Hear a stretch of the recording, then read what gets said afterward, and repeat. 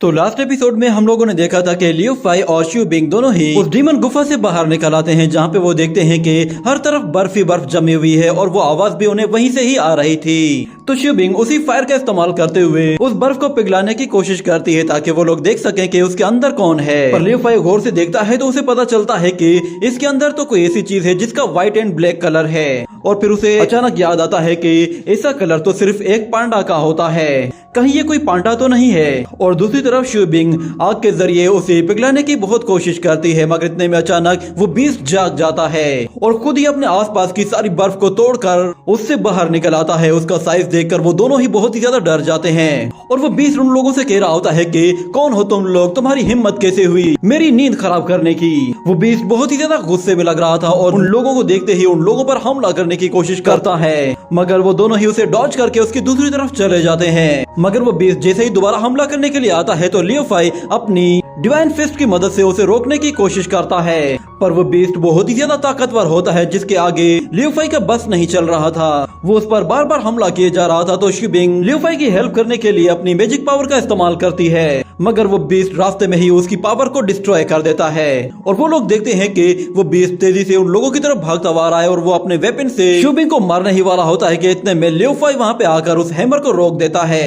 वो बीस्ट अपना पूरा जोर लगा रहा था, मगर लियू फाई उसके वेपन को छोड़ नहीं रहा था, जिसके बाद वो बीस्ट अपने दूसरे हाथ से बहुत ही बड़े बड़े आइस स्टोन्स क्रिएट करता है, जिससे बचते हुए वो दोनों ही आहिस्ता आहिस्ता पीछे हट जाते हैं।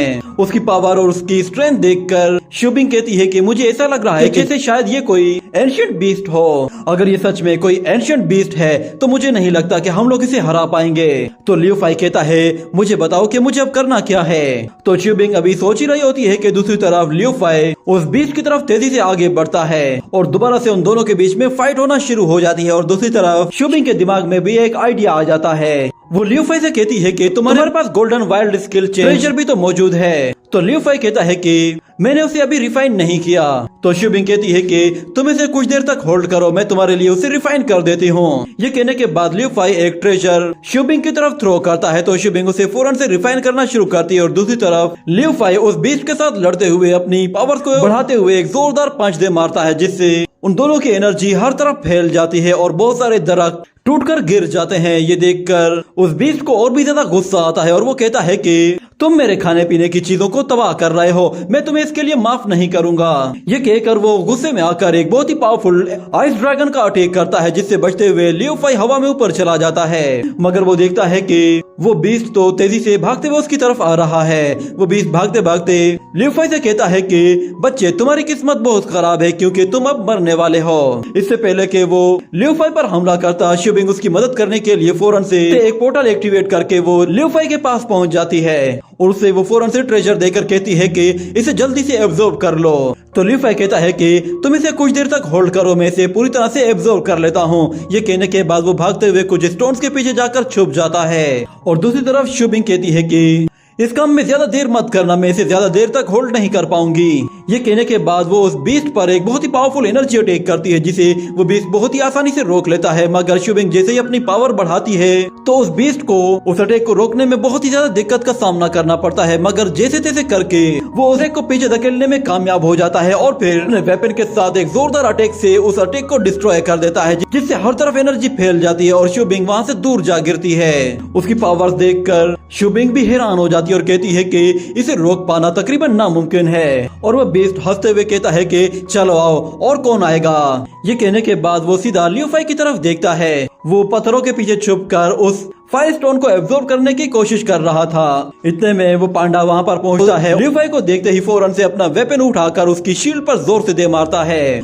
मगर उससे उसकी शील्ड नहीं टूटती तो वो दोबारा से हमला करता है। उसके अटैक की वजह से लियू फाई को भी थोड़ी सी डिस्टर्बेंस होने लगी थी, मगर वो बेस रुकने का नाम ही नहीं ले रहा था। वो एक के बाद एक अटैक किए जा रहा होता है और जब लियू फाई की शील्ड बहुत ही ज्यादा वीक पड़ जाती है तो वो फाइनल अटैक करने की तैयारी करता है, मगर इतने में अचानक पीछे से शिव बिंग उस पे हमला कर देती है, जिसकी वजह से वो बीस्ट वहीं पे ही रुक जाता है। मगर क्योंकि शिव बिंग बहुत ही ज्यादा वीक पड़ गई थी, इसीलिए वो उस बीस्ट को पूरी तरह से होल्ड नहीं कर पा रही थी। और इसी मौके का फायदा उठाते हुए वो बीस्ट लियू फाई पर हमला करने के लिए फिर से वेपन ऊपर उठाता है, मगर शिवबिंग फिर से अपना पूरा जोर लगा देती है। ये देखकर वो बीस्ट समझ जाता है कि पहले इसका काम निपटाना होगा। वो लियू फाई पर हमला करने के बजाय सीधा शिवबिंग की तरफ आगे बढ़ता है। तो शिवबिंग उसे अपनी तरफ आता हुआ देखती है तो वो समझ जाती है कि अब उसका आखिरी दिन आ गया है, क्योंकि अब उसे चक्कर भी आने लगे थे और ऊपर से वो बीस्ट बहुत ही ज्यादा खतरनाक था। वो उसके बेहद करीब आ पहुंचा था। जब वो बिल्कुल उसके सिर पे पहुंच जाता है तो शिवबिंग लियू फाई की तरफ देखते हुए कहती है कि तुम्हें और कितना टाइम लगेगा।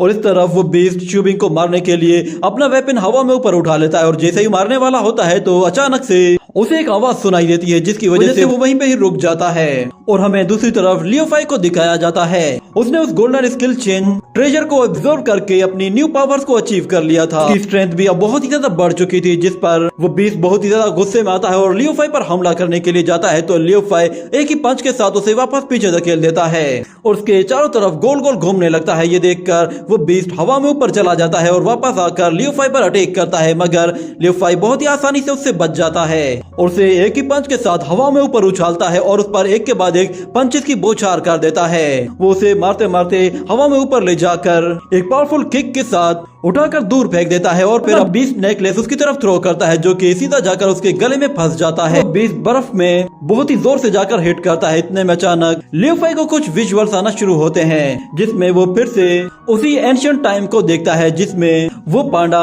अपने सोल्जर्स के साथ बातें कर रहा होता है और उन लोगों से कहता है कि हम लोग अपने खून के आखिरी कतरे तक लड़ेंगे। मगर इतने में अचानक वहाँ पर एक डीमन आई ओपन होती है, जो कि वहाँ मौजूद हर एक बंदे को मार देती है। यहाँ तक कि उस बीस्ट का मास्टर भी उसके आगे नहीं टिक पाता और वो अपने बीस्ट को कहता है कि अब वक्त आ गया है कि तुम्हें एक गहरी नींद में सुलाया जाए। तुम फ्यूचर में दोबारा से जिंदा होगे, कोई ना कोई तुम्हें आकर दोबारा जिंदा करेगा और जो भी शख्स तुम्हें इस नींद से जगाएगा वही तुम्हारा असली मालिक होगा। ये कहकर उसका मास्टर उसे फ्रीज करके उस बैटल में चला जाता है। तो इस फ्लैशबैक से बाहर आने के बाद वो पांडा लियू फाई से कहता है कि अच्छा तो वो हीरो तुम ही हो। मगर लियू फाई कहता है कि नहीं, मैं कुछ भी नहीं जानता।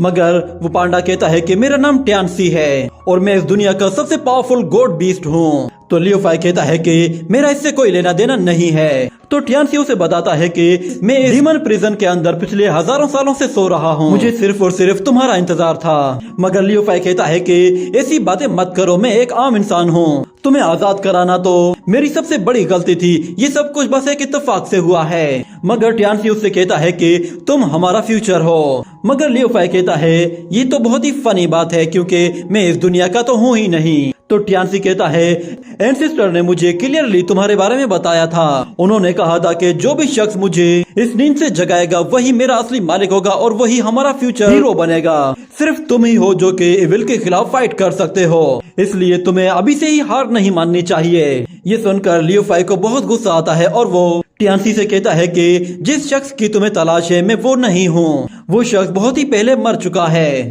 ये बात सुनकर शिवबिंग को एक जोरदार झटका लगता है और वो लियू फाई से कहती है कि क्या कहा तुमने।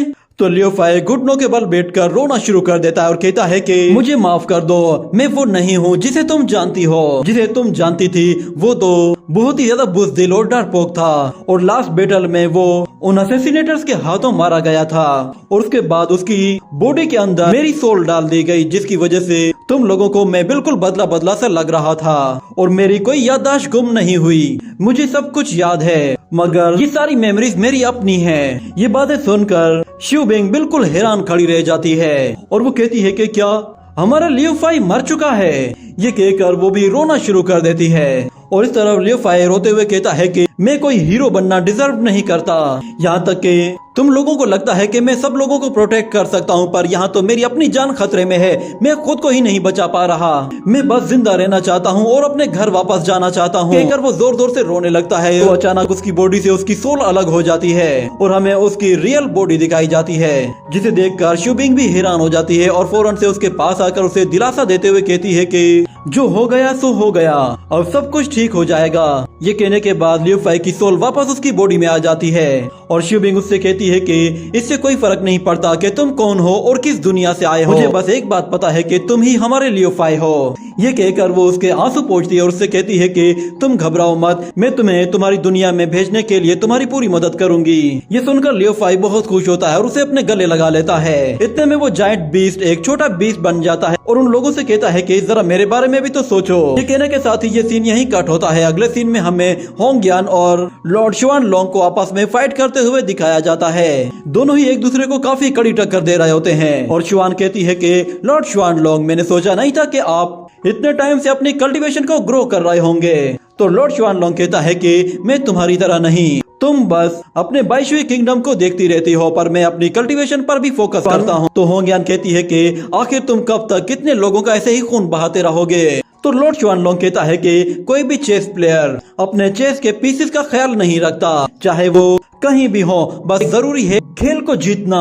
और फिर वो उसे बताता है कि शायद आप भूल गई हैं कि लियो फाई और शियो बिंग दोनों ही इस वक्त डीमन प्रिजन में मौजूद हैं और वो लोग वहाँ पर ज्यादा देर तक सरवाइव नहीं कर पाएंगे। क्यों ना आप अपनी आर्मी को लेकर फौरन से उन लोगों के पास चले जाएं। हो सकता है कि शायद उन लोगों की आखिरी सांसें चल रही हो और आपको उनसे 2-4 बातें करने का मौका मिल जाए। तो होंग्यान कहती है कि क्या ये तुम मुझे धमकी दे रहे हो? मुझे ऐसे लोगों से सख्त नफरत है जो कि मुझे इतनी घटिया धमकियां देते हैं। तो लॉर्ड शुआन लोंग कहता है कि अच्छा, तो वो तुम्हारे चेस के मोहरे हैं, चलो फिर ऐसा ही सही। कहने के बाद अचानक हमें वहाँ पर किसी को दिखाया जाता है जिसके सिर्फ हमें पंख दिखाई देते हैं और इसी के साथ ये एपिसोड यहीं पे ही एंड हो जाता है।